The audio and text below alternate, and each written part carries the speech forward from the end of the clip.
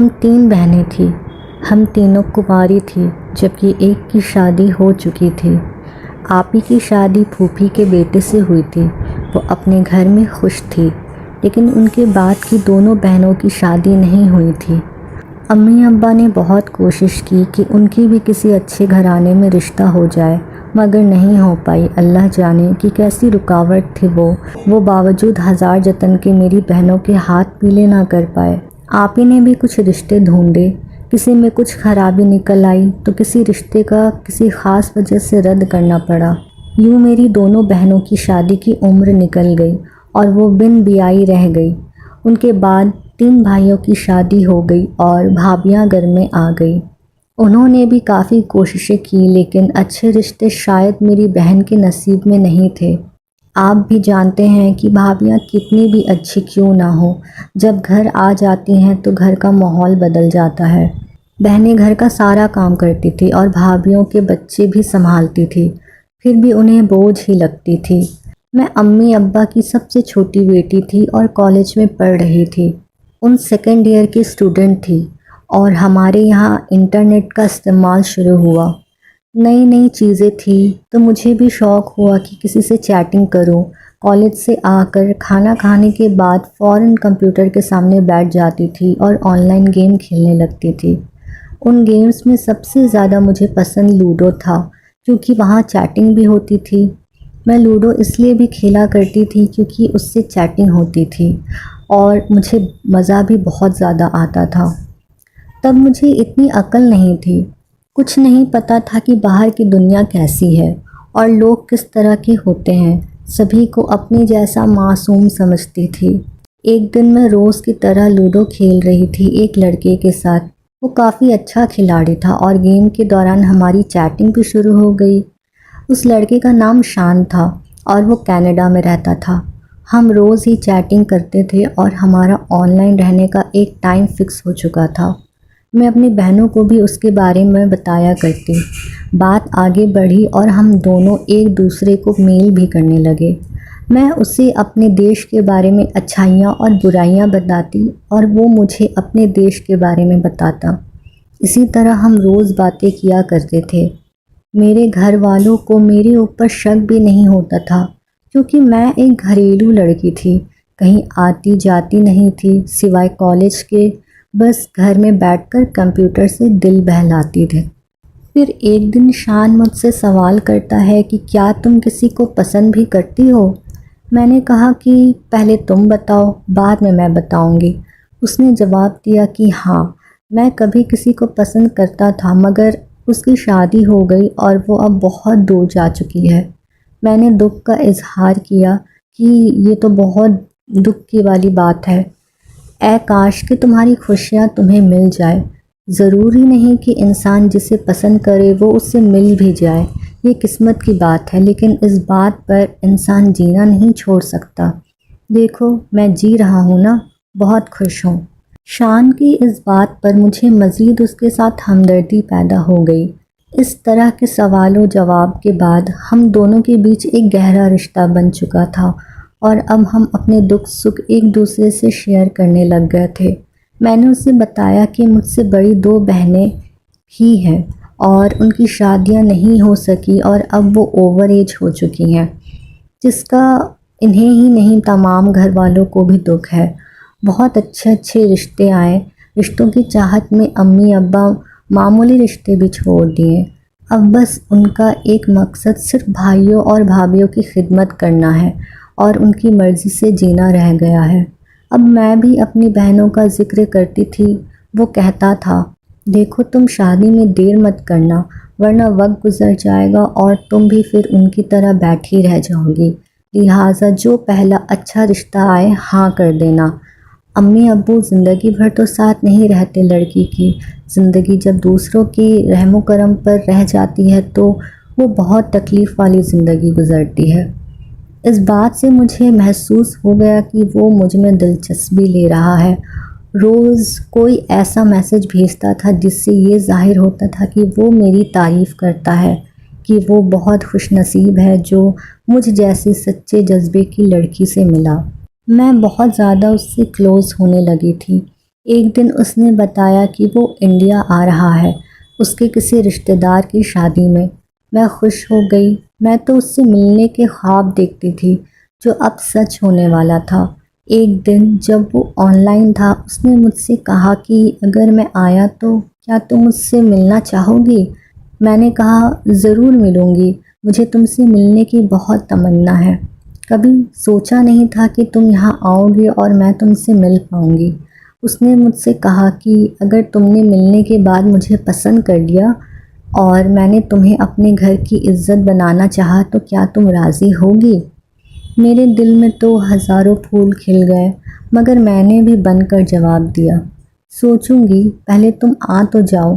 میں نے اپنی بہن کو بتایا کہ وہ لوڈو کا کھلاڑی کسی کی شادی اٹینڈ کرنے کے لیے یہاں آ رہا ہے، ہم سے ملنے بھی آئے گا۔ وہ بولی کہ امی کو بتا دو تاکہ وہ گھر والوں کو راضی کر لے اور ہم اسے دعوت دے کر بلا لیں گے گھر پر۔ میں نے کہا باجی یہ بات تم خود ہی امی سے کرنا، مجھے شرم آتی ہے۔ باجی نے کہا کہ پہلے میری اس سے بات کرانا تاکہ پتہ تو چلے کہ وہ کیسا لڑکا ہے۔ میں نے باجی کی اس سے فون پر بات کرائی، انہیں بھی وہ اچھا لگا۔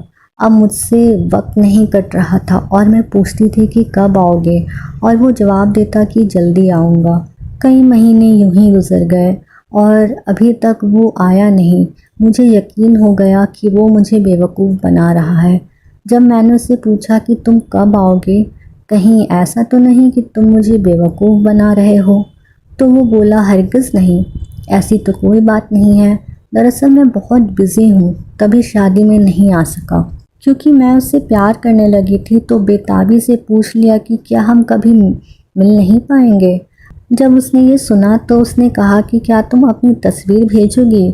میں اپنے امی ابو کو دکھا کر کہوں گا کہ تمہیں تمہارے امی ابا سے مانگ لے، اس طرح ہم کبھی نہ بچھڑنے کے لیے مل جائیں گے۔ یہ بات سن کر میں خوشی میں ڈوب گئی۔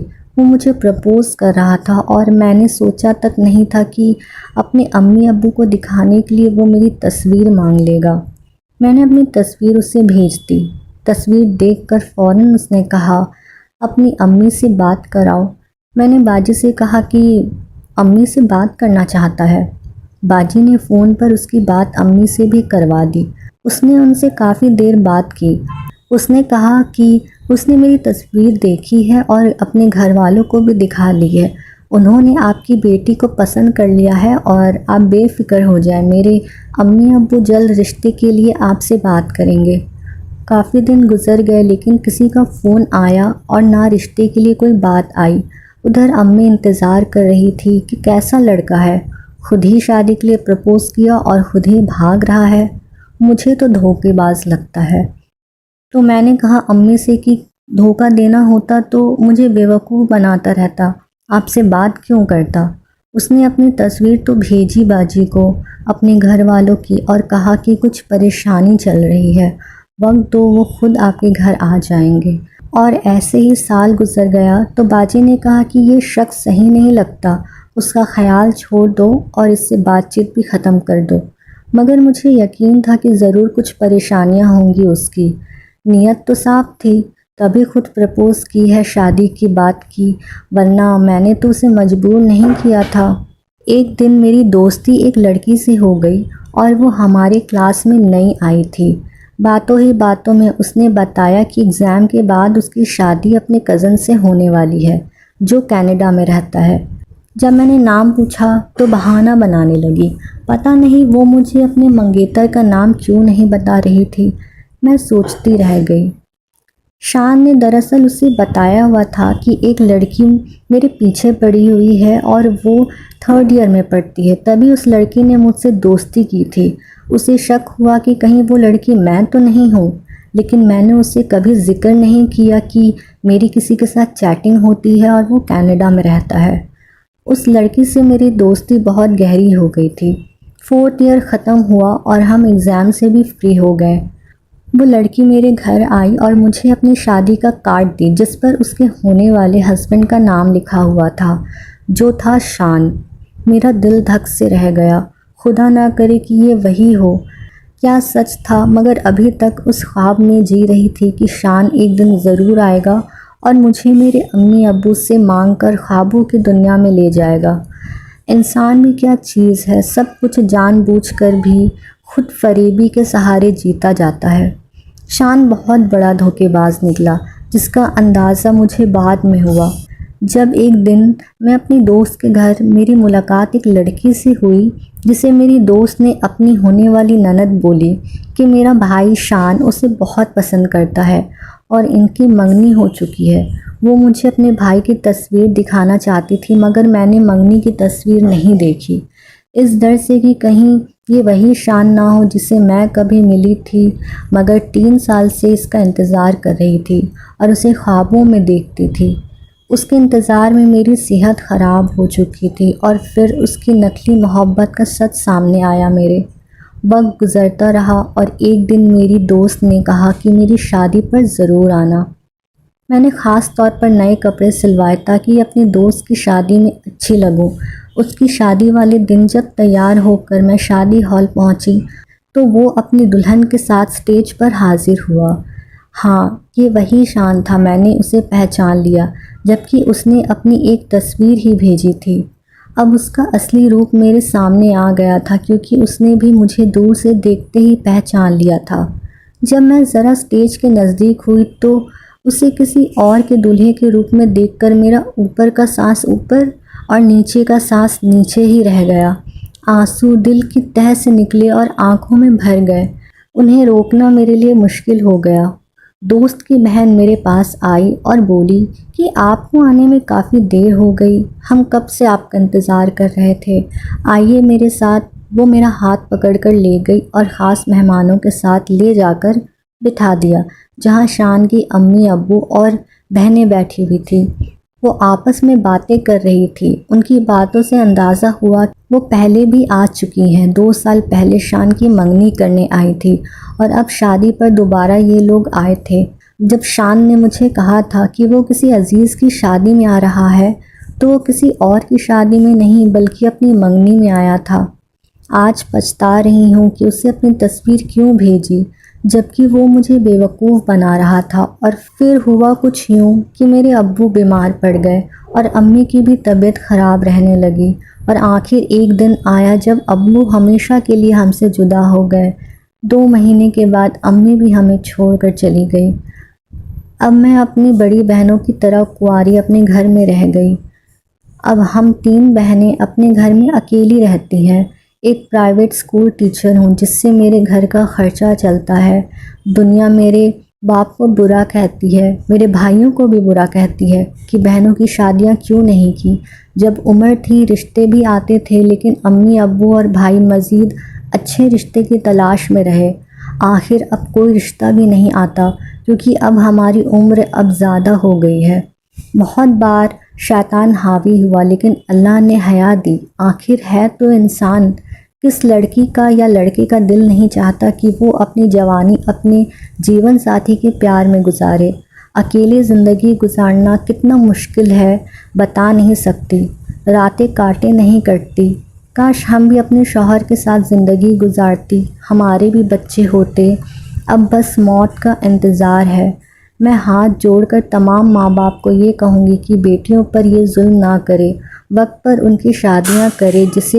جس مشکل وقت میں ہم گزر رہے ہیں اللہ کسی کو نہ دکھائے، اور میری لڑکوں سے بھی گزارش ہے کہ کسی کی زندگی ایسے نہ کھیلے، ورنہ جیسے کرو گے اسی دنیا میں بھگتے جاؤ گے، کیونکہ شان نے بھی اسی دنیا میں مجھے دھوکہ دینے کا انجام دیکھا کہ جب وہ کینیڈا واپس گیا تو وہاں جا کر میری دوست اس سے طلاق لے لی اور کسی گورے سے شادی کر لی۔ اب وہ بھی اکیلا تنہائی میں گھرا ہوا جی رہا ہے۔ میں نے بددعا تو نہیں دی تھی، لیکن بے شک اللہ انصاف کرنے